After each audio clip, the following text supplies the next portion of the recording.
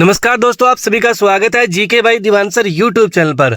आज कोई भी अखबार उठा के देख लो, सभी के सभी रिजल्ट से संबंधित न्यूज़ से भरे पड़े हैं। जी हाँ, और अभी हरियाणा में रिजल्ट जो सीटी का आया है उसको लेकर कई सवाल भी उठाए जा रहे हैं। इसी मुद्दे पर आज बात करेंगे, लेकिन ये चीज़ एक दो दिनों में स्पष्ट हो पाएगी। क्या ये सच है? देखिए, कितने पास हुए कितने फेल हुए, मोटा मोटा मैं अंदाजा बता देता हूँ कि इस बार सीटी में 13.5 लाख अभ्यर्थियों ने अपने बात करें फार्म भरा था या अप्लाई किया था, उसमें से करीब करीब इस बार पिछली बार की तुलना में 2 गुने बच्चे पास हुए हैं। यानी पिछली बार 3.5 लाख बच्चे पास थे, तो इस बार ये संख्या 7 लाख या 8 लाख के बीच में हो सकती है।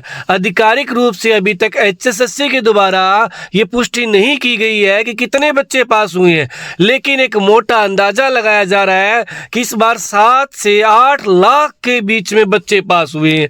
तो पास होने की जो परसेंटेज है वो इस बार कई गुना बढ़ गई है। जी हाँ, लेकिन नॉर्मलाइजेशन को लेकर सवाल उठाए जा रहे हैं कि भाई एक ही शिफ्ट के अंदर, मेरे पास बहुत सारे फोन कॉल आए कि एक ही शिफ्ट के अंदर हमने पेपर दिया है ना, यानी आप लगा लीजिए लास्ट शिफ्ट में कोई 2 बच्चों ने पेपर दिया, तो एक के तो सिर्फ 2 नंबर बढ़े और दूसरे के 9 नंबर बढ़े, है ना। तो इस पर कैसे क्या कुछ मतलब मामला स्पष्ट हो पाएगा, चेयरमैन साहब क्या बताएंगे।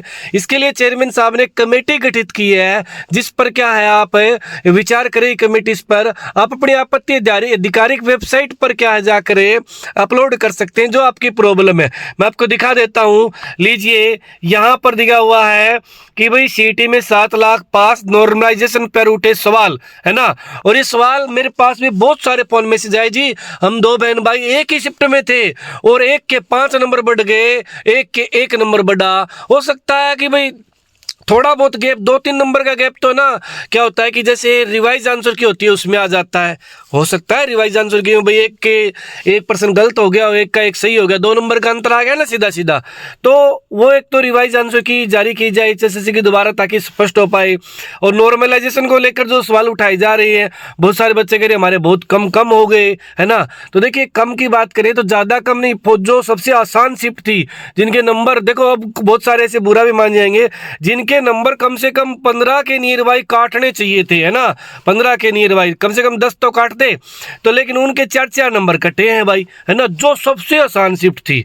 लीजिए, और यहाँ पर मैं बात करूँ तो देखिए, पहले चरण में 30,000 पदों पर हो सकती है भर्ती। सबसे पहले पुलिस की भर्ती होगी भाई, ठीक है। और डी ग्रुप की तैयारियां भी जोर शोर से चल रही है आयोग के द्वारा, है ना। नॉर्मलाइजेशन को लेकर सवाल उठे तो चेयरमैन ने कहा कि कम नंबर कैसे आए, बहुत सारे बच्चों ने सवाल पूछे सोशल मीडिया पर, लेकिन चेयरमैन ने कहा है कि शिकायतों के लिए कमेटी गठित की है। 4 सप्ताह में देगी रिपोर्ट। कितने सप्ताह में? 4 सप्ताह में रिपोर्ट देगी।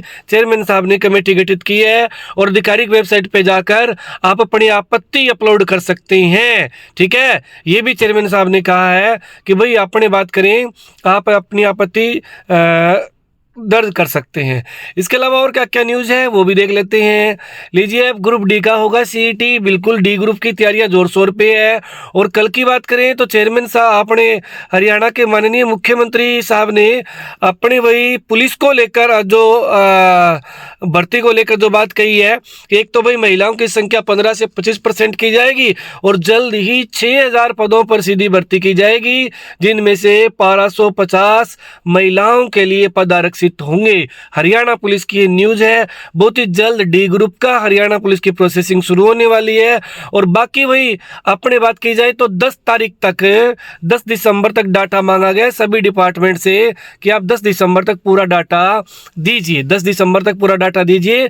उसके बाद एचएसएससी अपना जो एनुअल कैलेंडर है वो जारी करेगी, ठीक है जी। तो ये न्यूज़ थी। अभी एक बार इस पर ज़्यादा कुछ हम नहीं कह सकते नॉर्मलाइजेशन पर, जब तक 1-2 दिन में और बच्चों के जो मतलब सवाल है पूरे सामने ना आ जाए और एचएसएससी उसके बारे में आके ना बोले, है ना। लेकिन अभी अपनी आपत्तियां हैं वो भी आप अपने आधिकारिक वेबसाइट पर जाके अपलोड कर सकते हैं।